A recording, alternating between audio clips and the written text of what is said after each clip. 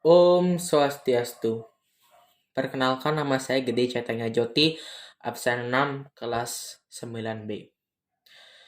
Eh, Hari ini saya akan membawakan pidato.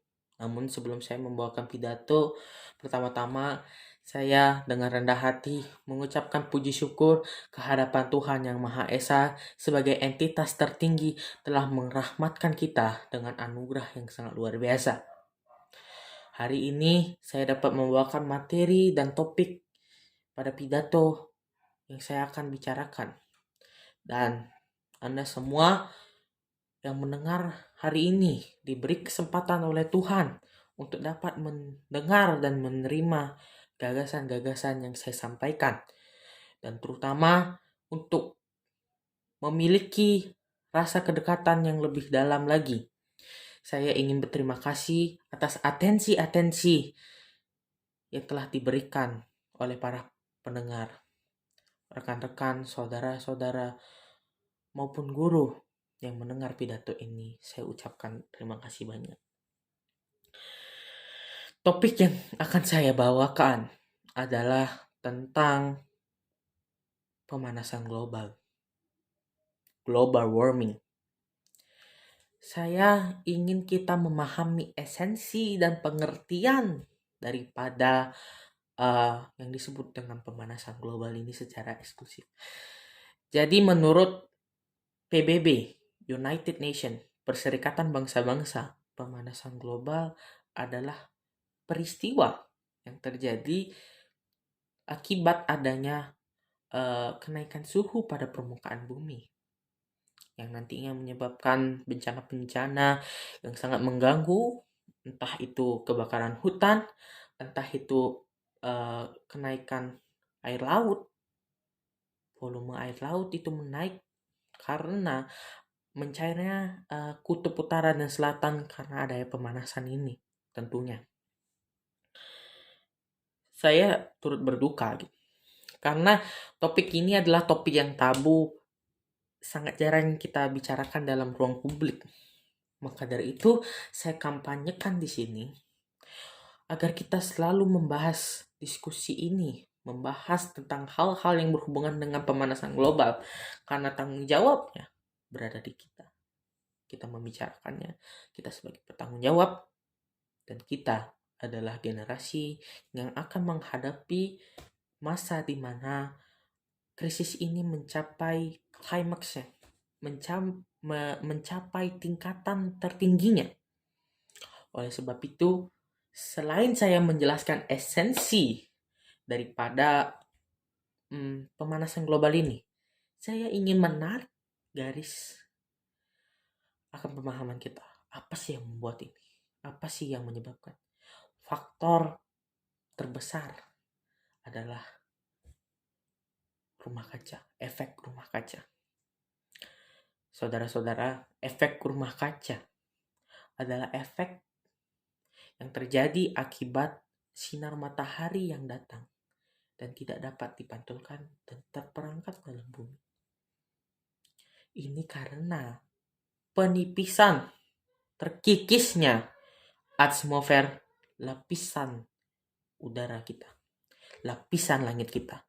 Yang ini merupakan hal yang sangat kita perlu orientasikan. Kita perlu memikirkan ke depannya apa yang harus kita lakukan.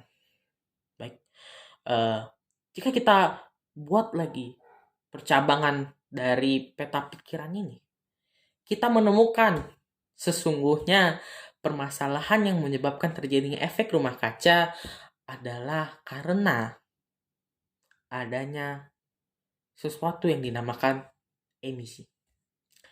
Apakah emisi ini?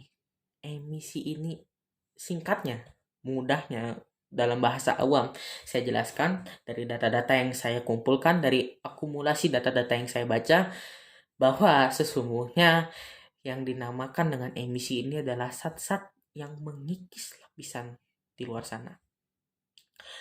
Lalu, apakah emisi ini datang begitu saja, bim salabim dan hadir di dunia ini? Tidak.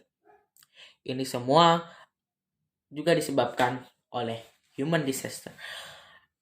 Intinya, reaksi kita, aksi kita terhadap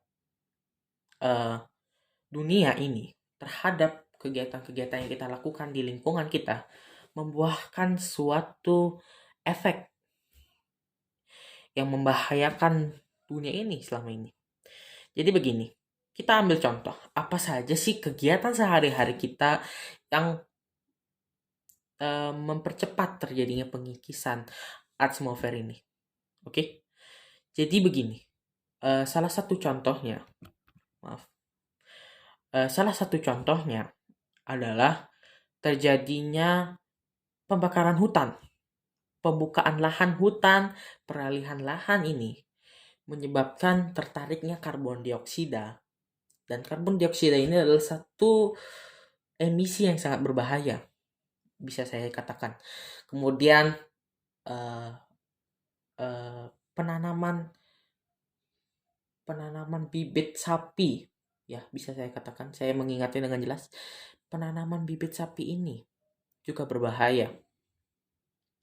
Penanaman dan pendorongan akan produksi daging sapi ini nantinya juga akan memproduksi metana yang sangat berbahaya bagi udara kita, bagi gas alam kita, bagi atmosfer kita. Tentunya ini mengikis metana dari kotoran-kotoran sapi, dari bekas daging sapi, dari kotoran gas sapi, dari sisa buangan sapi, dan bahkan lahan yang digunakan untuk menjadi kandang sapi ini adalah hutan yang dialihkan.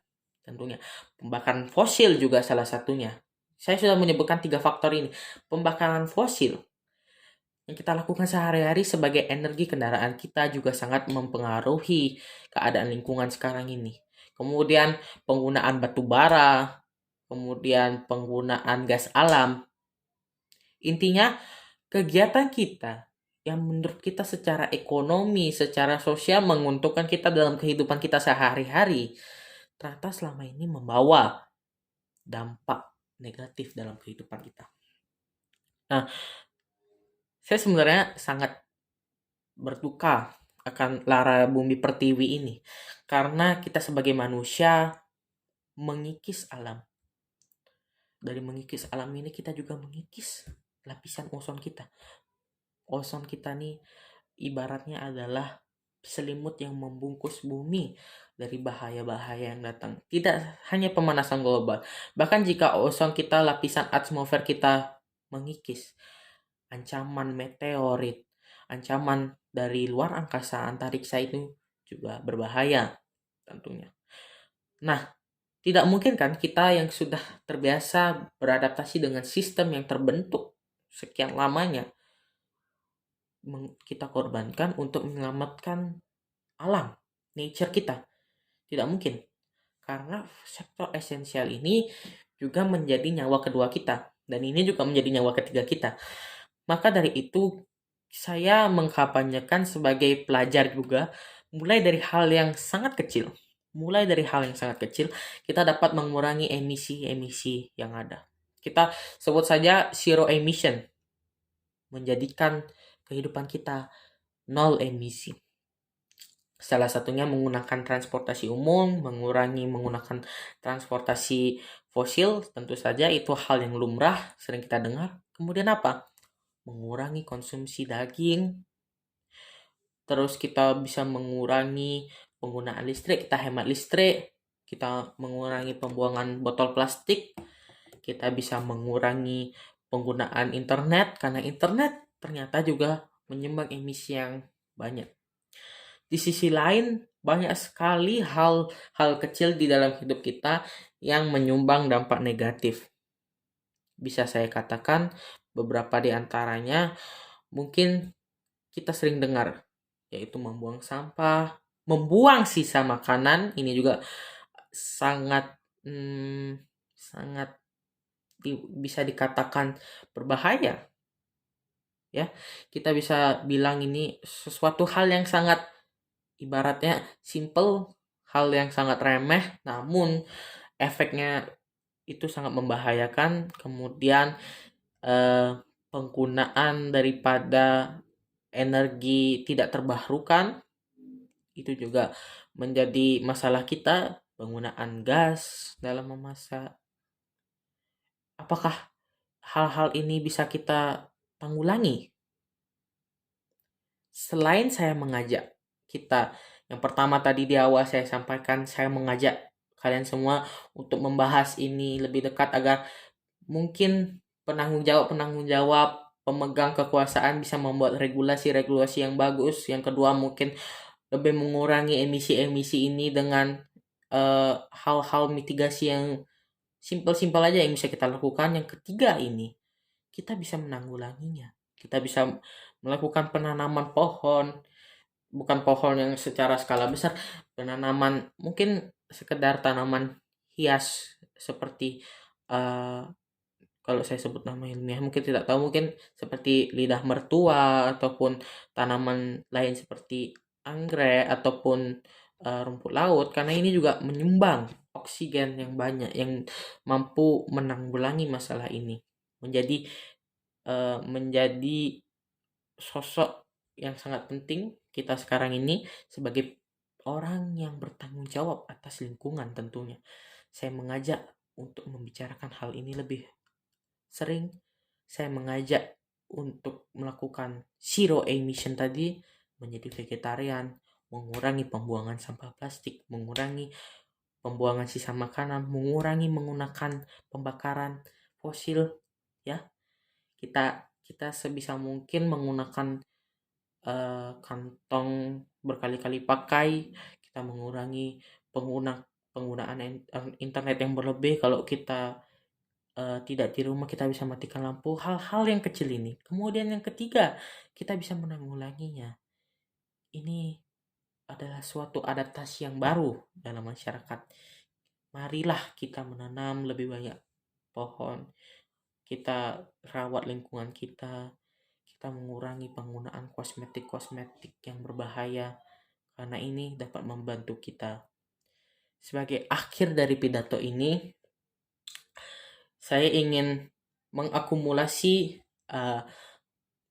kata-kata bijak dari orang-orang yang peduli akan lingkungan. Jika kita tidak bergerak sekarang, kapan lagi kita akan bergerak? Bahkan langkah kecil kita, one step kita, satu langkah kecil kita sangat berpengaruh jika kita lakukan secara komunal, secara berbanyak, secara kolektif. Mungkin itu saja yang bisa saya sampaikan. Sekian atas pidato saya. Mohon maaf jika ada salah kata. Saya ucapkan terima kasih. Om Shanti Shanti Shanti Om. Terima kasih.